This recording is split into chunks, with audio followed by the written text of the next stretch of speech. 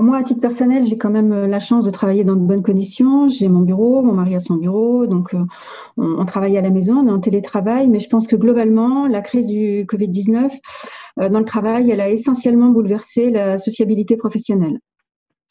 Il faut gérer le quotidien quand même différemment. On travaille autrement, avec des calls, avec des fast time. On est moins en direct avec les clients ou avec les collaborateurs. Euh, et je pense quand même que c'est une approche qui va perdurer dans le temps, parce qu'on n'avait peut-être pas tout à fait pris le tournant du télétravail, le tout tournant de toutes les nouvelles technologies pour travailler. Et je pense que même dans la sortie de crise et même pour plus tard, on travaillera de cette façon-là. Donc globalement, ça modifie un peu, mais c'est une autre façon de travailler et on avance quand même.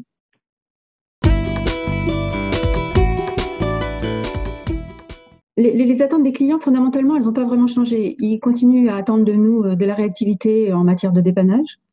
Et on a la chance d'avoir des techniciens, quelques techniciens qui travaillent et qui sont dévoués et investis et qui, grâce à eux, je pense qu'il faut saluer leur courage et leur dévouement, parce que grâce à ces quelques techniciens qui travaillent, la société peut continuer de tourner, on peut répondre aux urgences de nos clients. Et les clients, d'autre part, ils comprennent que pour les chantiers, notamment, on a des décalages dans le temps parce qu'on n'a pas forcément la matière première, parce qu'on n'a pas toutes les équipes sur le front. Ça, ils le comprennent assez bien. Certains ont eu des besoins spécifiques, notamment liés à cette crise du Covid-19, c'est-à-dire qu'il y a des gens qui ont eu des sites de fermer, qui nous ont demandé de reprogrammer des centrales, de changer les programmations de leurs équipements. Et puis on commence maintenant à avoir des demandes pour la sortie de crise, du type des caméras thermiques, enfin voilà, ça va. Mais globalement, les clients sont plutôt compréhensifs, bien évidemment.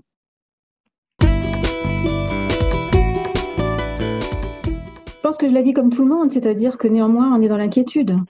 Je pense qu'on est dans l'inquiétude. Moi, je suis dans l'inquiétude pour ma famille, je suis dans l'inquiétude pour mes proches, je suis dans l'inquiétude de ne pas attraper ce virus. Je suis quand même dans l'inquiétude économique pour l'entreprise. Je pense qu'à part les irresponsables ou les inconscients, on ne peut pas être autrement que dans une période anxiogène. Néanmoins, il faut avancer, il ne faut pas perdre de vue les objectifs, et puis on y va, quoi, on n'a pas le choix. Déjà, dans un premier temps, il faut éviter la critique, parce que je pense que la critique, elle n'est jamais constructive.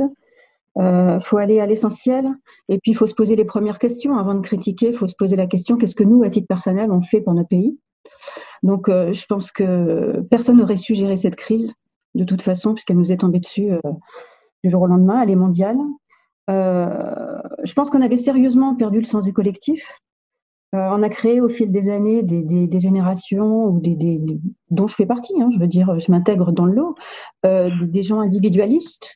Et là, j'ose espérer que cette période va recréer un peu de synergie collective et qu'on va se rendre compte que sans être les uns avec les autres, on n'arrivera pas à s'en sortir. Il faut aider les plus démunis, il faut jouer la solidarité, il faut qu'on sorte un peu grandi de cette situation. À mon sens, il y a aucun coupable, on est tous coupables de par nos comportements. On est tous responsables de la suite également. Et j'espère qu'on reviendra à la raison, qu'on arrêtera les comportements un peu irresponsables de surconsommation, qu'on reprendra des consommations de circuits courts comme ce qui vient de commencer avec le Covid-19, qu'on aidera notre agriculture, et puis qu'au niveau national, on se recentrera sur nos besoins vitaux, c'est-à-dire les médicaments, l'autonomie alimentaire, enfin, qu'on n'aille pas chercher à l'autre bout du monde ce qu'on est capable de produire chez nous, et puis qu'on a des défaillances aujourd'hui, mais il faut en tirer une leçon. Et je crois que la leçon, il faut qu'elle soit positive, et pour qu'on ait une éclaircie durable. Et je pense qu'à titre personnel, il faut y travailler tous ensemble, et j'espère que tous les gens sensés y travailleront également.